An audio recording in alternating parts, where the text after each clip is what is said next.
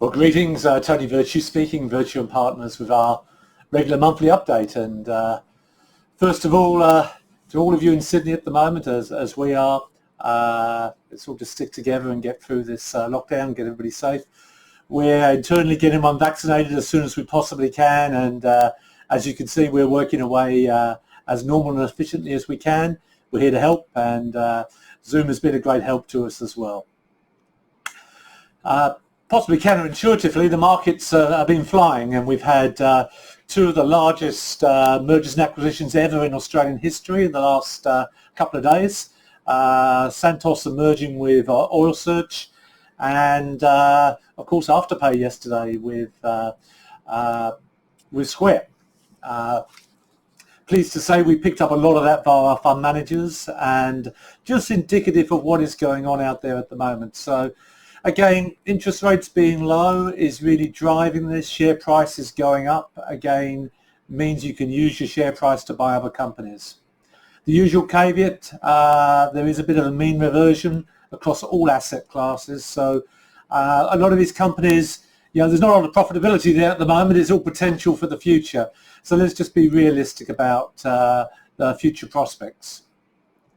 We are now in earnings season. Rio kicked it off with an extraordinary $13 billion dividend back to shareholders. And again, our fund managers, we picked up a good chunk of that. In context, that 13 weeks would equate to 13 weeks of payments for Sydney in lockdown.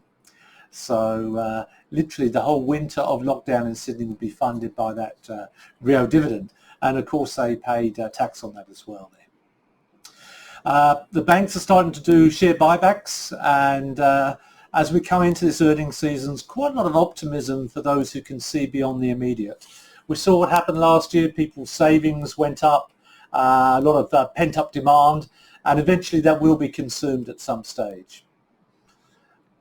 Probably something that we do need to get our heads around is that the ALP now have accepted that negative gearing is here to stay, capital gains tax here to stay, and the third stage of personal tax deductions or reductions in tax are also here to stay. That's a good thing. That gives people a lot more confidence in their investing, that they can invest without that being overly taxed.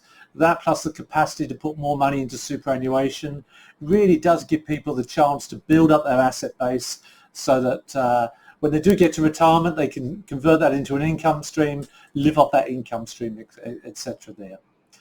And as you can see from the property numbers, the market continues to go up, not just here in Australia, but the same in New Zealand, Canada, UK. In Australia now, that's approaching $2 trillion of extra equity. Now that's going to provide quite a buffer for people in retirement. You'll be very, very hard pressed to change tax policy between now and the federal election next year. So that really is a tailwind to help people. The usual caveat that there's a limit to what people can earn and therefore a limit to what they can pay in a mortgage. So we just need to be realistic about that. So we're here working away as usual. Zooms are here to support. We'll have our annual reports out soon enough.